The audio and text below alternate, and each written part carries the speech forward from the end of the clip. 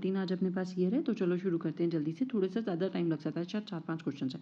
अब देखो, सबसे पहले हमसे क्या पूछा गया है, with reference to Buddhist history tradition and culture in India which of the following pairs is correctly match, इनमें से कौन सा करेक्टली मैच है। तो टैबू मॉनेस्ट्री जो है वो 100 साल पुरानी है। मैं ना अभी किसी का ना लद्दाख की वो देख रही थी, ट्रिप देख रही थी। किसी ने यूट्यूब पे वीडियो डाल रखा था, तो मैं किसी का प्रमोशन नहीं कर रही, लेकिन उन्होंने ना बहुत अच्छी बना रखी थी। तो उसमें बताया था कि जो टैबू मॉनेस्ट्री है ना वो 100 साल पुरानी है। और ये कहाँ पर है, इससे पहले भी क्वेश्चन पूछा गया है, तो मैंने आपको बताया था कि हिमाचल प्रदेश के अंदर है। ठीक है, तो क्योंकि वो वहाँ से उस रास्ते से जा रहे थे लद्दाख पे, तो इसका आंसर तो हिमाचल प्रदेश, स्पीति वैली भी वहीं पर है, तो ये चीज़ सही हो जाएगी।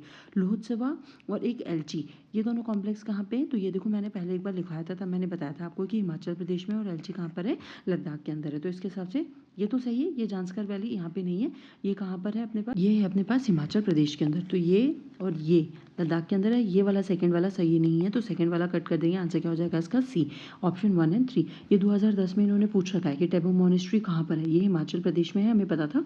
और यहाँ पे फिर उन्होंने 14 के अंदर हमसे पूछा कि ये कहाँ पर है, तो हमें पता है स्पीति वैली यानी हिमाचल प्रदेश। नेक्स्ट वाला क्वेश्चन देखो, the following statement, Bijak is a composition of the teaching of the Sant Dadu Dayal, the philosophy of Pushti Marg was propounded by Madhvacharya, which of the following statement are given above are correct, इनमें से कौन सा करेक्ट है, हमसे ये चीज़ पूछी गई है। देखो, बीजक जो है ना वो इनका दादू दयाल का नहीं है, वो किसका है, कबीर का है। और उनके कुछ और ग्रंथ भी हैं जो आपको ध्यान रखें हैं। सखी ग्रंथ है, अनुराग सागर है, बीजक है, और कबीर ग्रंथावली है। तो ये वाली चीज़ तो फर्स्ट वाला ऑप्शन गलत हो गया। फर्स्ट ऑप्शन गया तो ये वाला ऑप्शन गया, और ये वाला ऑप्शन गया, और यहाँ तो 2 होगा या फिर नीदर 1 और 2 होगा। तो यहाँ पे फिलॉसफी ऑफ द पुष्टि मार्ग है ना, देखो यहाँ पे एक क्वेश्चन आया था 2010 के अंदर, तब यहाँ पे नॉट प्रोपाउंडेड भक्ति कल्ट दे रखा था। वहाँ पे एक नाम था वल्लभाचार्य, और जब वल्लभाचार्य मैं आपको करवा रही थी तब मैंने आपको बताया था कि इन्होंने क्या करा था, पुष्टि मार्ग प्रिस्क्राइब करा था, जिसका मीन्स होता है सेल्वेशन और एक्सट्रीम, यहाँ पे एक्सट्रीम होगा, एक्सट्रीम डिवोशन ऑफ गॉड। तो यहाँ पे पुष्टि मार्ग के बारे में मैंने आपको बताया था। तो अब मुझे बताओ कि ये वाला क्वेश्चन हो जाएगा ना, क्योंकि हमें पूछा है पुष्टि मार्ग। पुष्टि मार्ग किसने बताया था, वल्लभाचार्य ने बताया था, ना कि माधवाचार्य ने। तो ये भी गलत है। तो मुझे बताया कि ये बीजक, कभी बीजक जो था वो किसका कंपोजिशन है, कबीर का। और जो पुष्टि मार्ग की जो फिलॉसफी दी थी वो किसने दी थी, वल्लभाचार्य ने दी थी। और ये माधवाचार्य के द्वारा नहीं दिया गया। तो इसका आंसर क्या हो जाएगा, नीदर 1 एंड 2, इन दोनों में से कोई भी सही नहीं है। ये बात समझ में आ गई। देखो 2010 में पूछा है इन्होंने भक्ति कल्ट, तब मैंने आपको ये चीज़ एक्सप्लेन करके बताई थी कि वल्लभाचार्य ने क्या दिया है, पुष्टि मार्ग का सिद्धांत दिया है। उसके बाद नेक्स्ट वाला क्वेश्चन देखो, the community of the people call Manganiyar is well known for their. देखो इनके बारे में कहा जाता है कि ये मुस्लिम कम्युनिटी है जो कि जैसलमेर और बाड़मेर डिस्ट्रिक्ट में रहती है, यानी कि राजस्थान में। ये क्लासिकल फोक म्यूजिक के लिए प्रसिद्ध है, और ये प्लेइंग क्या करती है, खरताल। खरताल 2 शब्दों से मिलकर बना है, करा मतलब हैंड और ताल मतलब राइम।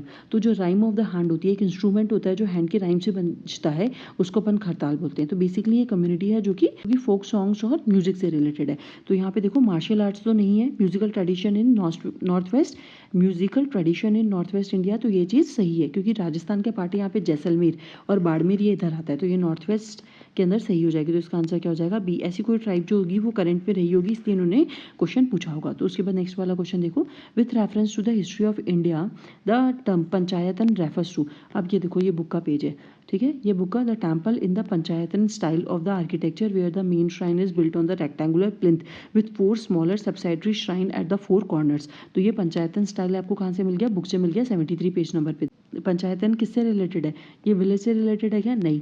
ये रिलीजियस सेक्ट है क्या, नहीं। A style of the temple construction, तो ये चीज़ सही हो जाएगी, क्योंकि देखो यहाँ पे लिखा हुआ है कि temple is in a Panchayatan style architecture with the main shrine is built on a rectangular plinth. ये किसका एक पैटर्न है, ये टेम्पल कंस्ट्रक्शन का एक पैटर्न है जो कि बेसिकली नॉर्थ इंडिया में फॉलो करा जाता था। तो इसका आंसर क्या हो जाएगा, ऑप्शन सी। बात समझ में आ रही है। ये बुक के अंदर ही दे रखा था डायरेक्टली कि पंचायतन स्टाइल क्या है। उसके बाद नेक्स्ट वाला क्वेश्चन देखो हमारे पास क्या है, with reference to Indian culture and tradition what is Kalaripayattu. देखो ये वाला है ना, जो है ना, ये करंट का क्वेश्चन है बेसिकली। अब ये होता क्या है, ये एक मार्शल आर्ट है। मैं इसके बारे में बता देती हूँ कि ये क्या चीज़ है। ये एक मार्शल आर्ट है जो कि ओरिजिनेट कहाँ हुआ था, केरला के अंदर हुआ था, 3rd सेंचुरी BC के अंदर टू 2 सेंचुरी AD के अंदर हुआ था। ये प्लेस जहाँ पे ये हुआ था, उस मार्शल आर्ट जहाँ पे ये डेवलप हुआ था या फिर निकला था, ओरिजिनेट हुआ था, वो उसको कलरी कहते हैं। इसलिए इसका नाम क्या दिया गया हमने, कलरी पट्टू। और ये ओल्डेस्ट मार्शल आर्ट है जो अभी तक एक्सिस्टेंस में चल रहा है। तो अब देखना है कि बेसिकली ये है क्या, एक मार्शल आर्ट का टाइप है। तो यहाँ पे देखो, ये हमसे फर्स्ट ऑप्शन में क्या है, ये भक्ति कल्ट है, नहीं। ये ancient bronze and brass work है? नहीं। ये ancient form of the dance, drama और लिविंग ट्रेडिशन है? नहीं। It is a ancient martial art and a living tradition in some part of the south India. Kerala के अंदर है, तो ये चीज़ सही हो जाएगी। तो इसका ऑप्शन क्या हो जाएगा मेरे पास? आंसर डी, क्योंकि ये किसका फॉर्म है? मार्शल आर्ट का, जो एंशियंट टाइम ओल्डेस्ट है लेकिन वो अभी तक कंटिन्यू है। उसके बाद नेक्स्ट वाला क्वेश्चन देखो अब अपने पास क्वेश्चन क्या है? With reference to the famous Sattriya dance consider the following statement. हमसे पूछा इनमें से कौन सा करेक्ट है। सतरिया डांस के बारे में पूछा गया है। सतरिया डांस क्या है? A combination of the music, dance and drama. ये कॉम्बिनेशन है म्यूजिक का, डांस का और ड्रामा का। पहले इसके बारे में देख लेते हैं ये कहाँ से हुआ है, तो इसके डायरेक्टली अपने से आंसर्स भी हो जाएंगे। सबसे पहले देखो यहाँ पे क्या है, ये ओरिजिनेट कहाँ पे हुआ है? सतरा मॉनेस्ट्री में हुआ है। ऐसा new Vaishnavite movement started by the श्रीमता शंकरदेव इन असम। असम के अंदर ओरिजिनेट हुआ है। 15th सेंचुरी एडी के अंदर इंट्रोड्यूस करा गया था कि डिवोशनल, ये किस पे बेस्ड होता है? ये बेस्ड होता है डिवोशनल सॉन्ग जो कि कंपोज करे जाते हैं सन करदेवा द्वारा। इसके स्टेटस जो क्लासिकल डांस का मिला है इसको 2000 के अंदर बाय संगीत नाटक अकेडमी द्वारा। ठीक है, तो ये चीज़ हो जाएगी। अब देख लो यहाँ पे combination of the music, dance and drama, ये चीज़ सही है। फिर is a century old living tradition of the Vaishnavites of the Assam, ये चीज़ सही है। फिर यहाँ पे based on the classical raga and tala of the devotional, ये चीज़ गलत है। थर्ड वाला गलत है, इसका ऑप्शन क्या हो जाएगा? बी। तो ऑप्शन आएगा अपने पास 1 एंड 2। देखो, with reference to the Indian history of the art and culture which of the following pair are correctly match कौन कौन से? तो सबसे पहला देखो, the grand image of the Buddha's Mahaparinirvana with numerous celestial musicians above and the sorrowful figure of his followers below. तो ये कहाँ पे बनाई गई है? अजंता में बनाई गई है। केव नंबर कौन सी है? 26 है। देखो यहाँ पे अजंता के बारे में थोड़ी सी चीज़ें जान लो। ये सह्याद्री रेंज के अंदर है, यह भगोरा रिवर पर है, अगर कभी कोई पूछ ले महाराष्ट्र के अंदर है। 29 केव्स है जिसमें से 25 विहार से और 4 जो है वो चैत्यंस है। ये कब बनी थी? 200 BC के अंदर 658 AD के अंदर बनी थी। इसको पैट्रोनेज किसने दिया है? वाक्टका किंग्स ने दिया है। ये यूनेस्को वर्ल्ड हेरिटेज साइट के अंदर 1983 के अंदर ऐड हो गई थी। तो ये चीज़ है। अब इसके बारे में ये चीज़ सही है। फिर उसके बाद बोला है हा huge image of the Varaha अवतार। ठीक है, वराह का जो भगवान विष्णु ने अवतार लिया था उसके बारे में बात करें। As he rescue goddess earth from the deep and the chaotic water sculptures on the rock. ये कहाँ पे बना गया है? तो ये माउंट आबू में नहीं है, ये एकदम गलत है। ये उदयगिरी केव्स जो है MP के अंदर, जिनको पैट्रोनेज दिया था गुप्ता रूलर्स ने, ये वहाँ पे बनी हुई है। तो सेकंड हमारे पास रॉन्ग है। फिर इन पेनिस और descendant of the Ganga sculptures on the surface of the huge boulder, ये मामलापुरम के अंदर बनी हुई है। ये चीज़ हम सबको पता हुआ है। और यहाँ पे शी जिनपिंग के साथ और जो PM मोदी है वो भी गए थे, उनकी समिट भी हुई थी। बहुत पुरानी है लेकिन हुई थी ज़रूर। तो ये वाला थर्ड सही है और फर्स्ट वाला सही है। और इससे तो बहुत सारे क्वेश्चन आ चुके हैं जो मैं पहले भी बता चुकी हूँ, इसलिए मैंने वो बुक में ही दे रखा है ये चीज़, है ना। उसका पिक्चर भी लगा रखा है और अलग से एक्सप्लेन भी कर रखा है बुक के अंदर। तो ये मैंने यहाँ पे आप लोगों को लिखा नहीं है। और ये महापरिनिर्वाण वाला भी बुक के अंदर ही है। तो ये दोनों तो आपको बुक के अंदर ही NCERT में मिल जाएगा। तो यहाँ पर फर्स्ट और थर्ड सही है, तो मेरा ऑप्शन क्या हो जाएगा? C, क्योंकि सेकंड यहाँ पे गलत है। उसके बाद नेक्स्ट वाला क्वेश्चन देखो, इबादत खाना है द फतेहपुर सीकरी वॉज। इबादत खाना क्या था? फतेहपुर सीकरी किसने शुरू करा था? अकबर ने। उनका पर्पस क्या था? कि जो सारे रिलीजन है उनके बारे में डिस्कस करा जाए। मॉस्क थी क्या रॉयल फैमिली द्वारा? नहीं। अकबर का प्राइवेट चैम्बर था क्या? नहीं। The hall in which Akbar held discussion with scholars of various religions, क्योंकि उन्होंने दीन इलाही जो एक धर्म नया शुरू करा था जिसके अंदर सारे रिलीजन्स की जो अच्छी अच्छी चीज़ें हैं वो लेने की बात कही थी। तो इसका आंसर क्या हो जाएगा? C।